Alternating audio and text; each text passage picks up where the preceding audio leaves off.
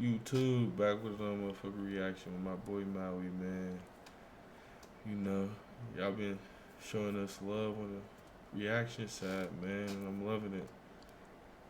But without further ado, you feel me? We got a new video with some different shit. We gonna learn some shit today.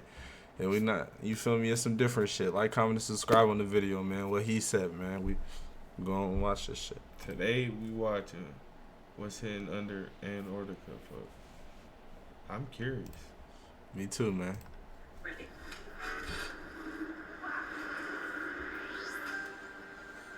When you fly over Antarctica, all you see is white.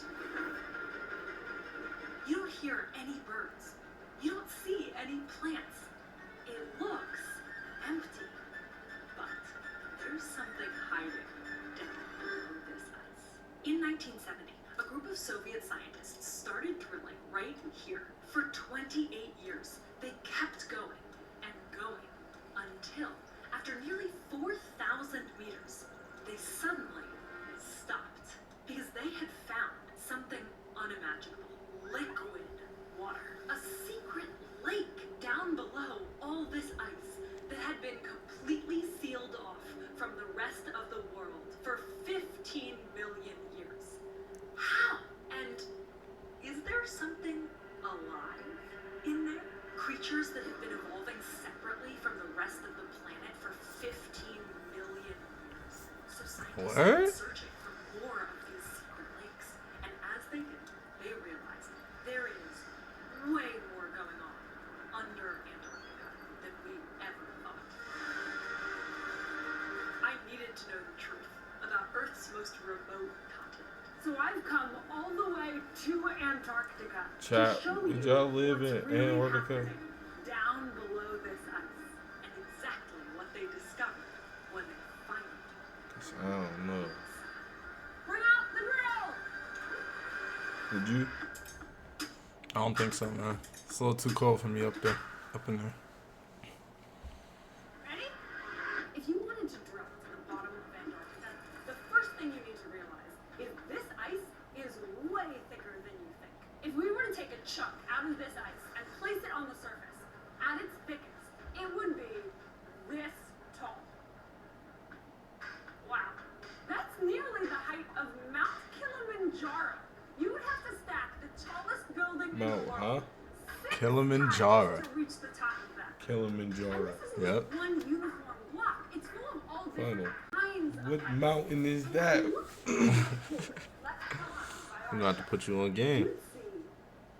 Nigga, you don't even know where that's at. I know more than you, obviously, little man. Nigga, it's cause you said it, nigga. Fuck up. Fuck up. Watch the video.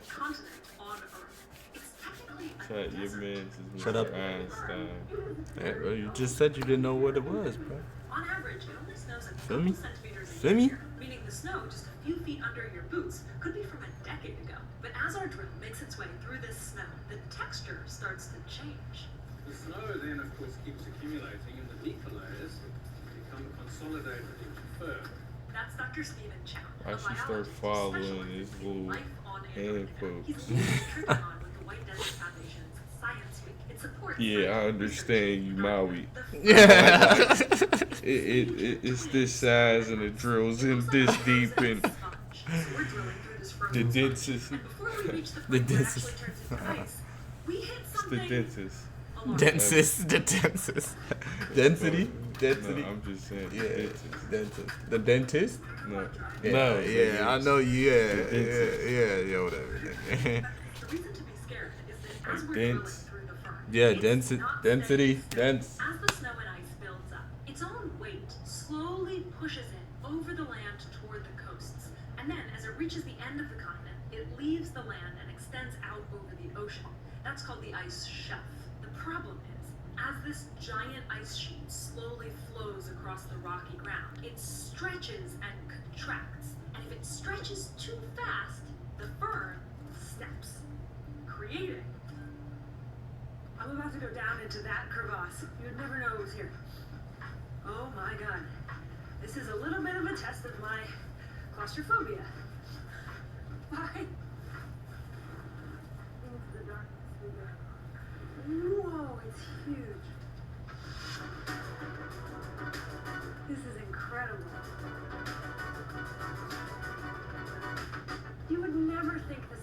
Look how deep this is. You would not want to fall down into one of these. I'm gonna get out now. This is the amount of time that I want to spend underground. So to not fall into a crevasse and to know what's coming down below us, we need to do a lot of prep. So back in the 1950s, scientists would explode TNT on the surface to measure the seismic waves that would bounce back through the ice. Today, they shoot lasers from satellites that bounce off the surface, and any wrinkles or sagging give us hints at what's below. TNT, space lasers, scientists are awesome. But to really get underneath in detail, they mostly shoot ice-penetrating radar down from planes, like this plane. They crisscross the continent, filling in a picture of what's really underneath Antarctica. And what they can now see is the outline of an ancient world.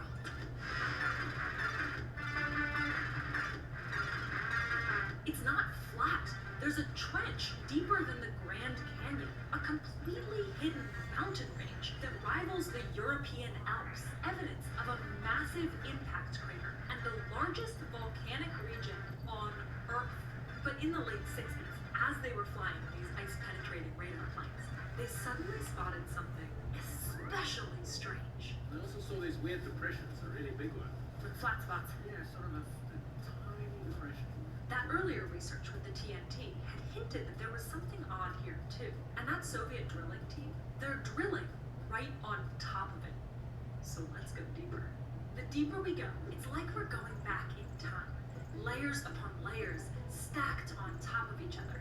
The pores in the spongy fern get squished and the air inside gets locked in, creating little bubbles from that time in history. So now we're passing the Renaissance, the Roman Empire, God damn. ancient Egypt. Definitely Humans dating. started farming. There's the extinction of Neanderthals and the first modern humans. And you can analyze that record by drilling a core Think dinosaurs is all the real? way down through the ice. Wow, this is Yeah. not easy. Is it going down? Dinosaur, fuck your ass up, little nigga. What around with it? Oh, awesome. Whoa. So here you can tell the story of the ice.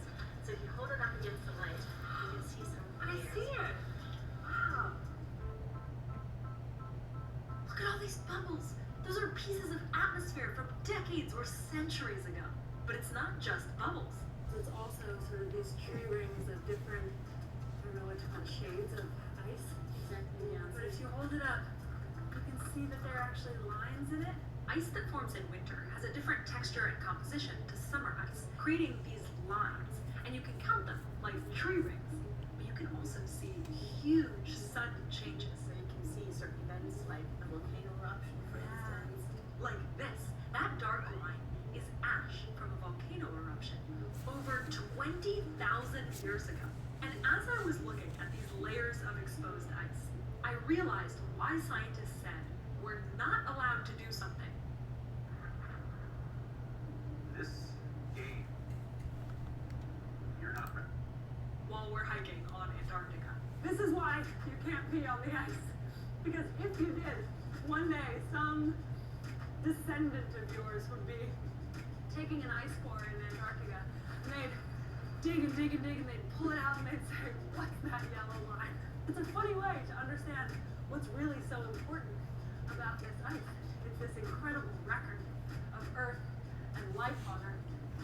Don't be on the For me, ice. one of the most amazing, cool science things is that the team from Europe has found a core that's 1.3 million years, and they've pulled it out. They haven't yet analyzed it, but it's in the lab. Oh, that's so exciting. When can we expect it? I reckon in the next couple of years, Awesome. and that'll be the longest history of the planet's climate in ice.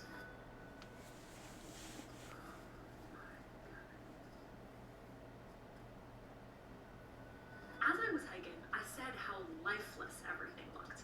And then Dr. Chown told me to go find a white rock and look underneath it. It became kind of a mission as we were hiking around. And at first, I really didn't understand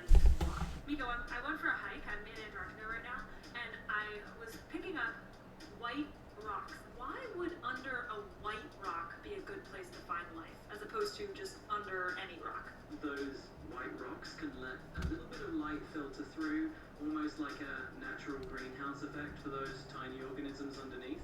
It's a really neat adaptation. So this is Mika. It's like Clippy, but way smarter. Actually, wait, hold You on. straight, nigga? There's a secret way to turn it into. Should I skip I it? find that talking out loud to it sometimes helps Or me is we figure learning? out what I want Like, to do. that's And where then I'm go stuck deeper at. Oh, research and figure it's out the what ad? Bro, I'm fraud, bro. Still on the hunt for a way to I find don't the know. leaders. I ain't We're wanna- over Nigga, 2 nah. miles now. We're almost at the lakes. Fuck it, At we'll around watch it. 2,500 meters. We're over You just 2 miles confusing me. deep. The ice has completely changed. There are no bubbles. There's no dust. It's so clear you could read a book through it. This ice isn't coming from compressed fallen snow.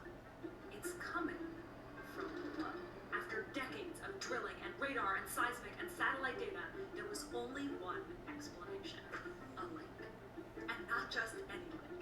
It's huge. It's similar in size to Lake Ontario. By volume, this is the 6th largest lake in the world. It's called Lake Vostok. But wait, how could there be liquid water under all this ice? Well, for one, the ice is acting like a giant thermal blanket. Heat from Earth's core is held in place down here. But more importantly, sitting under all this ice is 350 times more pressure than what you feel at sea level.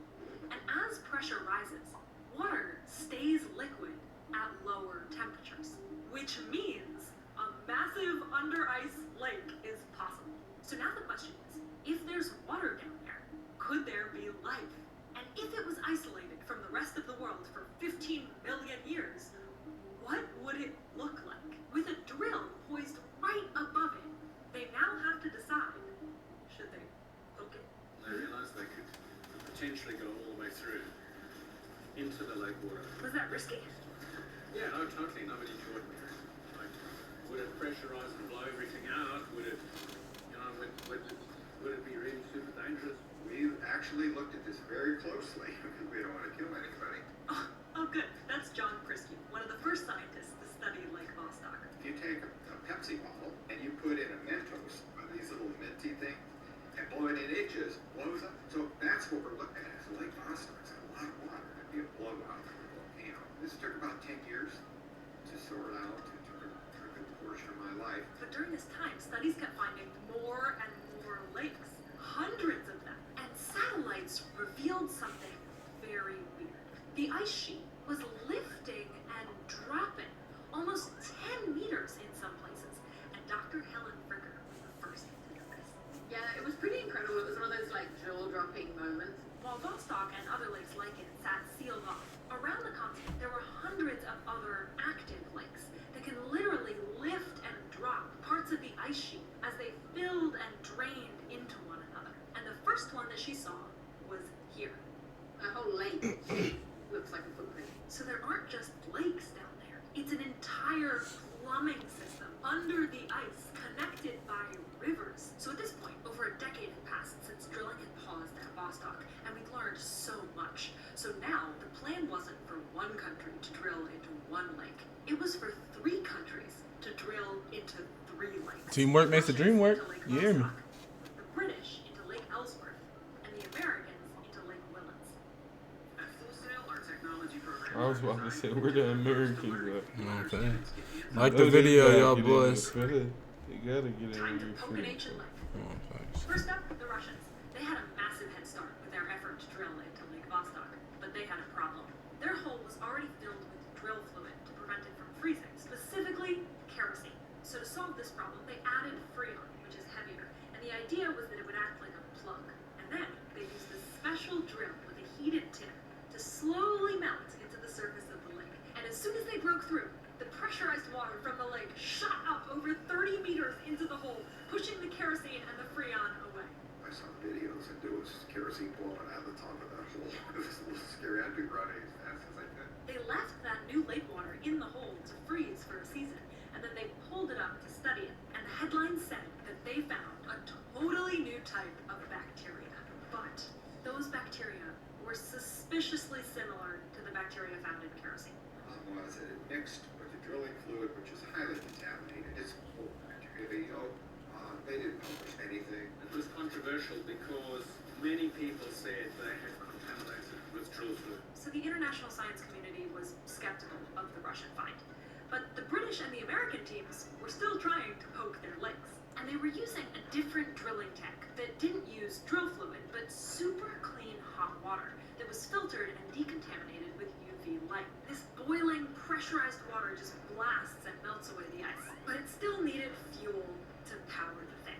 And the British team, they ran out. The other teams tried to help them get more fuel, but they couldn't.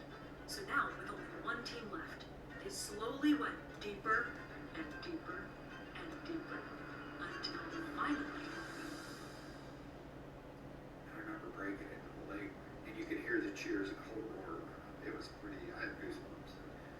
We broke through. So they bring up a sample of liquid water from this lake, and inside they find life. Tons of life. A full ecosystem with colonies of bacteria and tiny organisms that were all thriving without sunlight. And in 2018, they did it again. Here. This time sampling sediment, too. Dr. Priscu gave us a sneak peek of the research that he's about to publish from that lake. And it seems to show that some of the life under Antarctica is genuinely new and different than anywhere else on Earth. We found some new kinds of viruses. Bacterial viruses. Don't worry. These are viruses that are specific to bacteria. They're not going to infect you. I was worried about that, too. I want to study them. I just want to never get them. No, I don't think we're going to get them. I mean, I'm still alive. Do you think that there are larger animals down there that we haven't seen yet? Yeah, that's a good question. We looked around as we took our early mid cameras going. So, unless they're avoiding us, they're not. But that new microbial life is really special. Because while it's new to us, But Antarctica hasn't always been fully covered with ice. So maybe the new life we find is old life. Old new life. using this new research, we can learn about the origins of life on our planet, and even beyond it. One of the coolest things about this story is that all of this science, all of this drilling through incredibly thick ice and not contaminating it or us, and all of this technology is exactly what we would use to explore the icy moons and planets for alien life. Finding life here makes many scientists think that we'll find it out there. Do you think that there is life on the icy moons like Europa? Yes. Yes, you definitely. We found life in one of the coldest, darkest, most alien places on Earth. There are hundreds of other lakes still untouched. And while scientists think it's very unlikely that any of them contain larger life forms, what's inside is still a mystery. It's just cool. Science is amazing. Like, and humans are amazing too.